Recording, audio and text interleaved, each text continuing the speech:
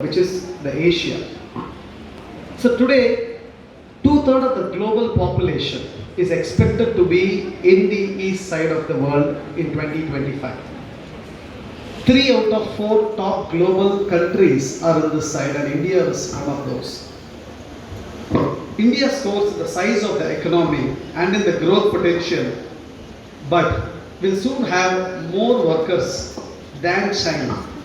India will have more knowledgeable workers than China. But the challenge here is we will not have a productive employees. This is a very important term you have to understand being young graduates, because all the organizations need productive employees, right? So the study predicts, although India is going to beat China in terms of having the knowledgeable workforce like you, we are not going to be productive. It's a major challenge. Just keep in mind over the next 10 minutes, I'm going to reflect upon why I'm saying that it's an important aspect. Having the 4th largest place in the world, we are 17th rank in productivity and 12th rank in R&D. This is very, very alarming, right? So India's currently, we say that the 50% of the population are young generation, and by 2025, almost 60% of the India population is going to be less than 35 years, and the knowledge base is good, the talent is pretty good in India. That's how the global market, because I represent the global in-house center, the global organization look at India for 2 reasons. One is cost arbitrage, and second is the talent. Talent is huge. But please remember, my dear friends, over a period of next 3 to 5 years or next 7 years, it's going to be in a tremendous disruption. Right? So disruption always need not necessarily be a positive disruption. It could also be a negative disruption in terms of losing jobs, in terms of job cuts. A lot of turbulent challenges are expected out of it. I just wanted this team of young minds to keep thinking about it. See, today, humans have been transforming forever. So that transformation is what called as the industrial revolution, right? So I'll just quickly touch upon, we are in industry 4.0, I'm sure you all will be aware of. The 1.0 industrial revolution, I just touch upon the rest of the 3. 1.0 is between 1700 and early 1800, where the mechanization because of the steam and water, right? That's how the industry started working out of it, because the labor were using the animals. So that's how the industrial revolution started in 1.0. And then the 2.0 started in 20th century, where actually electricity came in place. That's how the manufacturing organization, that's how people started leveraging on increasing the productivity, right? The next revolution is 3.0, which came in early 1960s. But in my view, last 2 decades or 2.5 decades is what the 3.0 is effective, which is the computer, right? The automation and computer started way back from 1960s. And right now, my dear friends, we are in Industrial 4.0, Industrial Revolution 4.0, which is nothing but the autonomous system fueled by data and machine learning. I'm sure today the graduates here are from civil department, mechanical department, electrical, electronics, computer science, MBA, and so on and so forth. You might be thinking this guy is from the IT industry, so he's going to talk about technology. Please remember, technology is no more IT. It's completely ruled out. Days have gone. Today, every civil engineer, every mechanical engineer, every electrical, electronics, instrumentation engineer, or even an MBA or MCA or an ME structural engineer are expected to be technology savvy. Otherwise, you don't have a place in the market at all. Right? So this is the fact. So keep that in mind. Any technology jargons, I'm just trying to avoid talking about the jargons, but any jargons I'm going to talk, and definitely it's going to be applicable for every engineer, every postgraduate engineer who are graduating today. So we need to understand that technology in the industry is no longer an IT, it is covering the whole, every vertical. So unfortunately, we always been overestimating the developments that's going to happen in next 2 years. And we fail to estimate the development that's going to happen in next 10 years. That's the biggest problem with Indians, I would say. So there are some challenging, provoking thoughts. The world is a VUCA world, right? So everywhere volatility, uncertainty, complexity, ambiguity. The world is a VUCA world. As I said, disruption is prevailing. Every industry is getting disrupted. It's bad. You take any industry, someone is disrupting other, right? It's a turbulent situation. Can anyone believe Jet Airways is going to be closed? The top-notch premium sector in this country. See, when you think that Gennaro is exposed, it's not that the pilots lose their job or the crews lose their job. There are the employees from mechanical, electrical, and civil and instrumentation department, where you have like 10,000 or 20,000 of employees got affected. So that's how the disruption is going on. It's a very turbulent situation. We have to be prepared for the future. How will we be prepared unless we don't have the ability to predict the future? As young graduate engineers, I think you should have the ability to predict the future. If you don't predict, you can't be prepared, right? There are social changes, economical changes, technological changes. That's how Prime Minister has announced 10,000 startup initiative. I run the startup initiatives to Tamil Nadu and Bangalore region. I see a lot of young graduates like you who just come with innovative idea. Of course, those ideas with the initiation from the college, where you participate in a lot of hackathons and a lot of such startup initiatives, come out with fantastic idea, come with a prototype, prove in front of the startup community, and we provide huge fund in terms of angel investment, in terms of private equity. And I see, and again, success is not easy. I completely understand. It's not easy for every startup to succeed, but somewhere you have to start 0 to 1, right? So if you don't start 0 to 1, you can never climb. So startup initiative is for example, today if somebody is getting recruited in a big 4 consulting company or a top 5 IT companies in India, the salary what he gets versus or the exposure what he gets versus the exposure that he is getting from a startup is extremely superb, right? The startup innovation culture is grooming up in the country, right? So you have to encourage yourself for innovation. I just wanted to quote a few things. The India is in a transition form, right? So when I say transition form, the car sales are going down, right? The Ola, Uber is going up, right? The traders are struggling, marketplaces are thriving, restaurants are closing down, and everywhere you see online food deliveries are increasing, right? So demand is down, the consumption is going up, cell phone bills are going, internet penetration is by the way, internet penetration, I am requesting the college to make this a Wi-Fi campus. I am not able to use my cell phone at all. Anyway, jokes apart. Alright, so the broking business is dying, low cost thing is rising. So by looking at all these fundamental disruption changes, everybody thinks economy is doing bad in India. Definitely not. Economy is doing very good. The business models are changing, right? How we operate the business is changing. That's how the reason why I want this young graduate to reflect upon how this business model changes can be adapted to this young graduates. So today the shift and trends happening in the city. What does the organization expect out of you and the college? So there were days where we used to say employability, right? We used to come, recruit you guys, put in our organization, employ.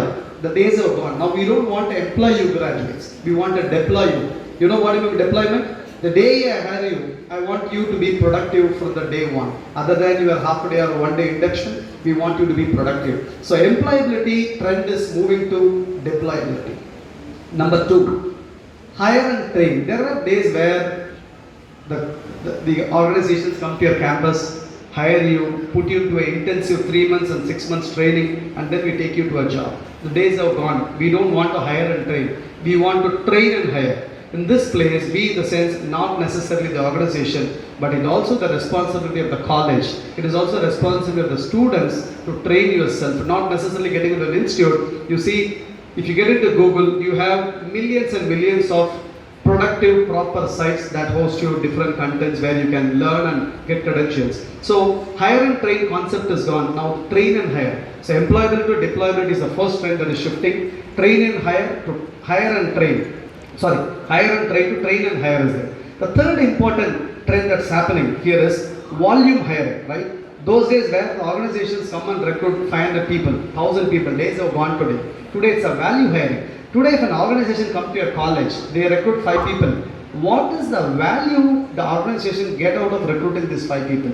Everybody are answerable, because as I said, the whole global economic disruption is happening in every industry. So every industry organization executive like me are answerable to our management. What is the value I get out of hiring these graduates? So volume hiring to value hiring.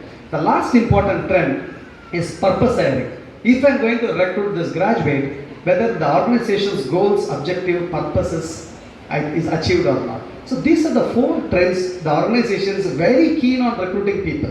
So please keep in mind, as well as for the college management, these are the 4 prevailing trends now organizations started looking at. But beyond this, Other important aspect I want to touch upon today. So today the global PwC, right, PricewaterhouseCoopers have done a survey with about 650 CEOs globally, and out of which almost 35% of the CEOs are from India.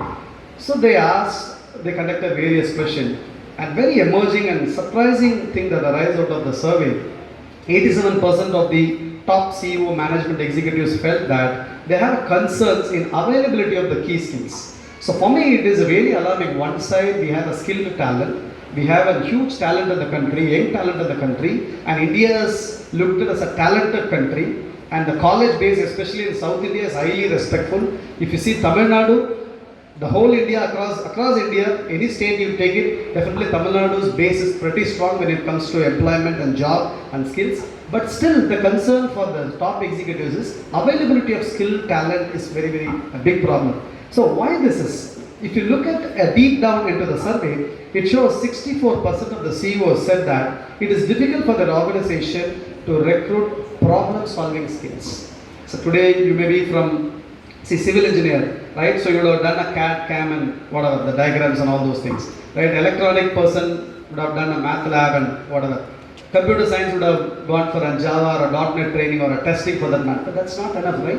So today, technology, any technology, dear friends, is only an enabler. Technology can be learned by anybody in the world. Even you train a 10 standard student, he can learn technology. So technology is not a challenge. So what is more important is the business communication skill, which is where I'm not saying just because I'm standing in the dais. These are all the emerging trends that has came out of the surveys done with the CEOs Council across the India. That's how come out. And 74% of the CEOs felt that there is a challenge in recruiting the talent who are innovative and talented. So this is what I mentioned. The college should encourage the students, and students should also be participative in forming groups of students to get into an hackathon, to get into an innovation exercise, so on and so forth. So this is where you will improve, you will fill that gap.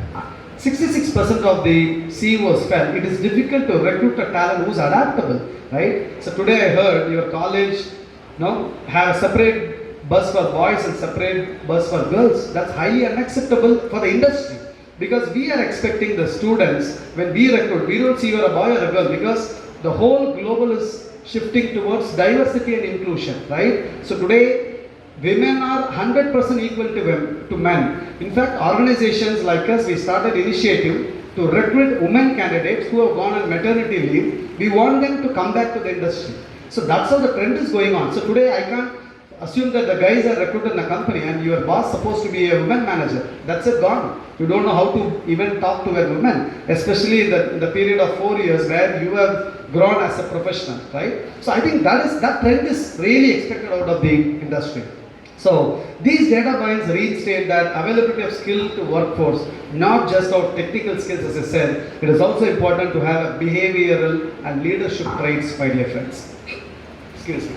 And 40% of the global employees reported difficulty in sourcing the talent. So one side, 86% of the people said the availability of talent itself a problem. So today, with respect to India, they say that to source the talent is very, very difficult. So today we have almost 200,000 engineers come out of Tamil Nadu alone, right sir? About 200,000, right? So we massively produce engineers, and the industry says I don't have a right talent. So where is the challenge? So today, please understand, because of the exponential technologies growth in artificial intelligence and blockchain and IoT and mixed reality, virtual reality and augmented reality and so on and so forth, the fundamental shift is changing. Everybody are saying that jobs are going to be cut because of the machines. It is yes, no. Ama, ana, illa. In the sense, yes, jobs are going to cut, but every single job is going to cut. Definitely there is going to be about 10 times more jobs going to be produced. But that cannot be done with this workforce. That has to be done only if the workforce is highly talented, highly skilled, not just by technology skills, but also by the communication skills, problem solving skills, innovative things. We should know what is empathy. That's very, very important. We should know how to treat your peers. We should know how to respect the other gender. We should know how to respect somebody, any help is needed. So these are the skills which actually the organizations are expecting. You will be surprised to read out the skill demand in 2020. The global survey says that this is the demand the whole industry is expecting in 2020, you'll be surprised. Complex problem solving, critical thinking, creativity, people management, coordination with others, emotional intelligence, judgment and decision making, service orientation, negotiation, cognitive flexibility. Other than cognitive flexibility, friends, out of this 10, 9 are purely people skills, purely communication skill, purely your personality development skill.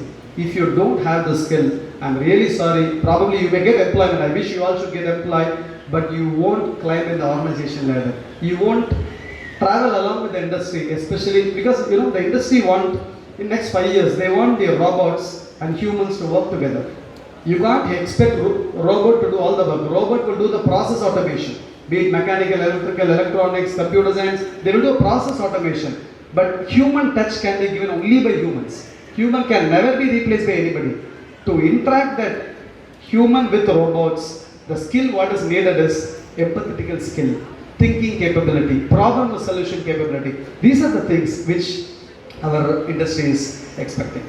So with these thoughts, I wanted to share one quick story in my personal life, a very short story, and a thought for you to think, and then I'll end up my speech. Okay. So once a physics teacher taking a class asked a question: why do we have brakes in the car? Right. One student raised and said that to stop the car.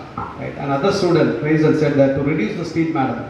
Right. Other student raised and said to avoid the collision. And one interesting answer is to enable to drive faster, right?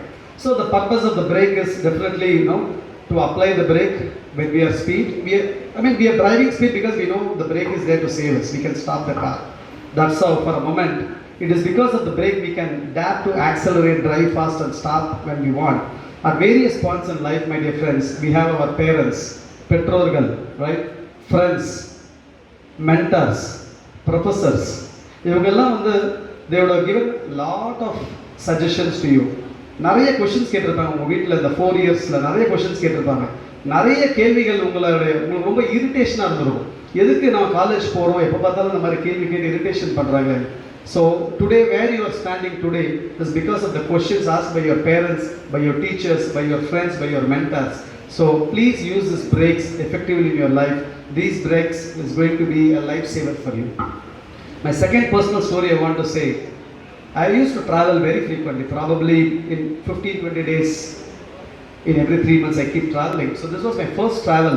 I was traveling to Singapore. That was my first travel in 7 or 8 I guess. So I just got down at the Singapore airport.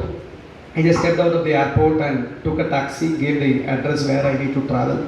And the taxi driver took me and he dropped me. It was about 12 Singapore dollars was the cost of travel. He said, sir, give me $10. So I was just surprised. The meter shows $12. Why you want me to get $10? He said, sir, as a driver, I'm supposed to drop you at this point. But unfortunately, I'm not able to identify the place. So I took 2 more extra rounds. So it is my mistake. Legally, I can charge you $12. But ethically, honestly, I don't want to charge $12. I need only $10. He further added a very important point. He didn't stop there. He said, sir, Singapore is a tourist country. Everybody who steps into this country after they're clearing their immigration and customs, the first phase they're looking at is the taxi driver, right? So if the first conversation in this country with a taxi driver is not going to be good, their 3-4 days of pleasant stay is never going to be good. So he said, sir, I'm not a taxi driver. I'm an ambassador of this country without a diplomatic passport. He meant that. His name is Henry. So in my opinion, probably he would not have gone to a school. He should be a school dropout or probably a college dropout. For me that time, it shows how professional he was for the job that he is doing. So that day I learned, my dear friends, what needs more than a professional qualification is to be professional. Right? Education, skills, your money, powers, everything come later.